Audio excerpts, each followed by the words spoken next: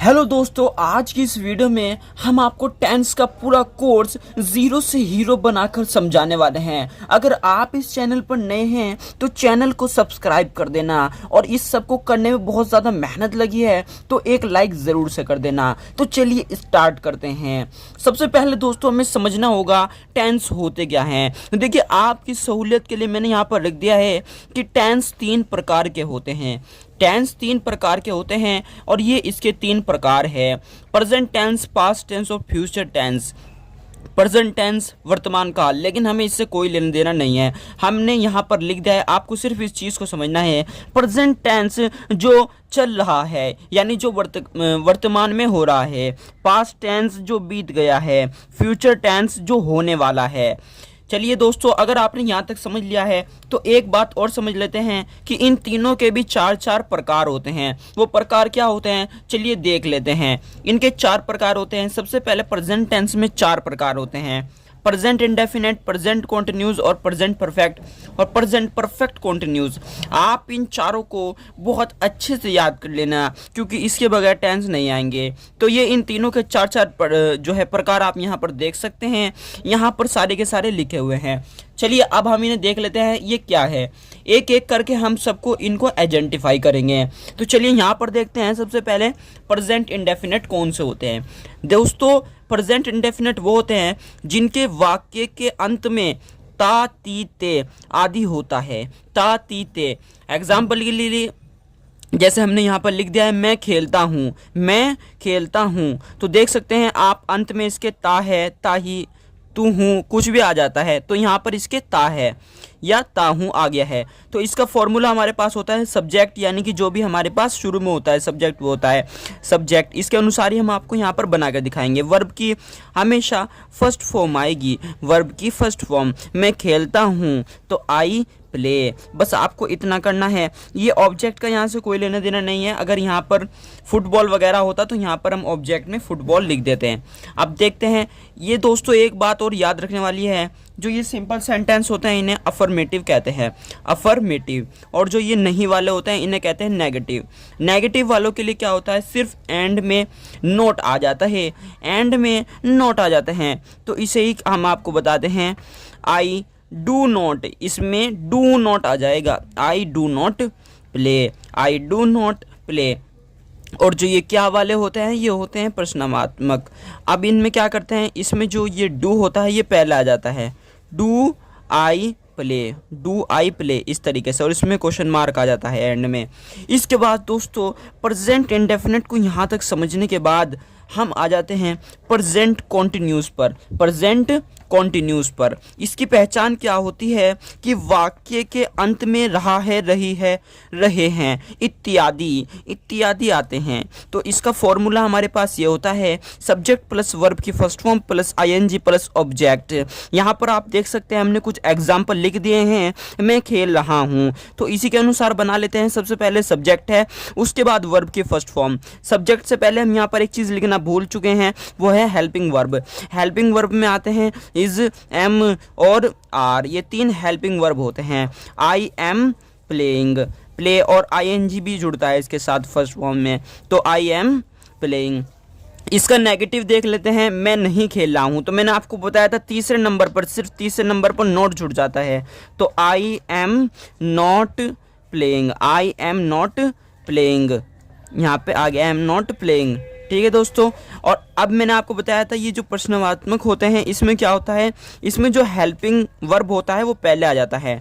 तो M I playing, इसमें ऐसे हो जाएगा, सब्जेक्ट बाद में चला जाता है, एम आई प्लेइंग।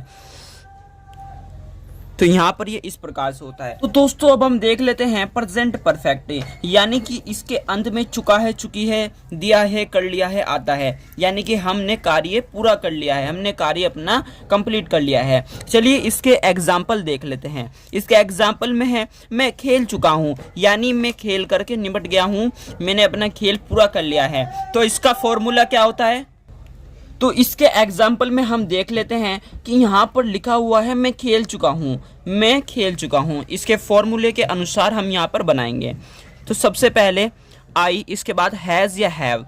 लेकिन दोस्तों अब हम कैसे पता करेंगे हमें यहाँ पर हैव लगाना है या हैज़ लगाना है। तो चलिए हम आपको बता दें, हैज़ या हैव में से हैव सिंगुलर के साथ लगता है और हैज़ प्लूरल के साथ लगता है। हैव सिंगुलर के साथ लगता है जैसे आई वी यू दे, और हैज़ लगता है प्लूरल के साथ, she he she name it के साथ हैज़ लगता है। तो हमारे पास आई है यानी कि हमारे पास सिंगुलर है, तो हम इसमें लगाएंगे हैव, आई हैव। और वर्ब की थर्ड फॉर्म यहाँ पर लिखा है खेलना, खेलने को कहते हैं प्ले, और इसकी थर्ड फॉर्म होगी प्लेड, इसकी थर्ड फॉर्म हो गई प्लेड, और यहाँ पर हम लगा देंगे फुल फॉर्म, और ये हमारे पास हो गया पूरा। मैं नहीं खेल चुका हूँ, आई हैव। यहाँ पर मैंने आपको बताया हमेशा तीसरे नंबर पर नॉट लगता है, तो हम यहाँ पर लगा देंगे आई हैव नॉट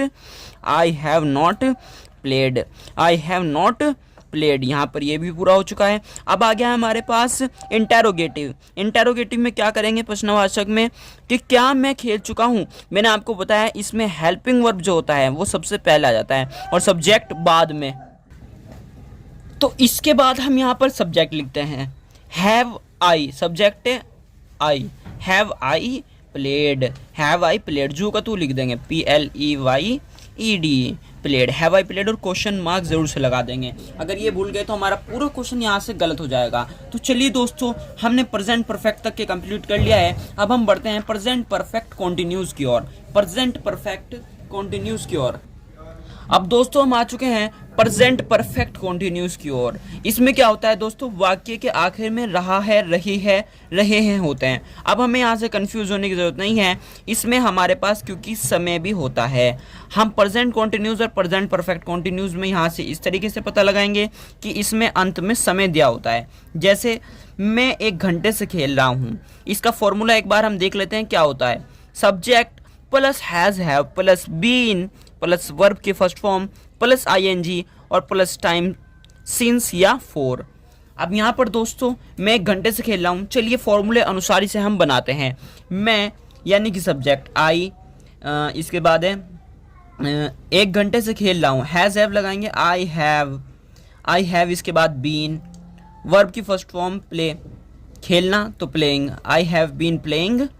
अब यहाँ पर दोस्तों एक बात समझने वाली है कि हम यहाँ पर सिंस लगाएं या फोर, तो हम आपको बता दें सिंस लगेगा निश्चित समय के लिए और फोर लगेगा अनिश्चित समय के लिए। यानी कि अगर हम सुबह से खेल रहे हैं तो ये एक निश्चित समय है कि हम एक सुबह से खेले जा रहे हैं, और अनिश्चित यानी कि 1 घंटे से कुछ पता नहीं है, तो ये एक अनिश्चित समय है।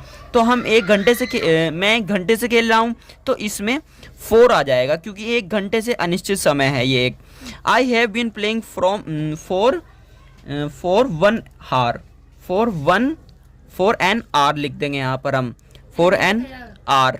ठीक है दोस्तों, इसके बाद है मैं 1 घंटे से नहीं खेल रहा हूँ, ये नेगेटिव का हो जाएगा, मैं 1 घंटे से नहीं खेल रहा। यहाँ से अब हम देख लेते हैं मैं 1 घंटे से नहीं खेल रहा हूँ, ये एक नेगेटिव का सेंटेंस है, मैं 1 घंटे से नहीं खेल रहा हूँ। तो इसमें क्या होगा, सिर्फ तीसरे नंबर में नॉट लग जाएगा। I have not been playing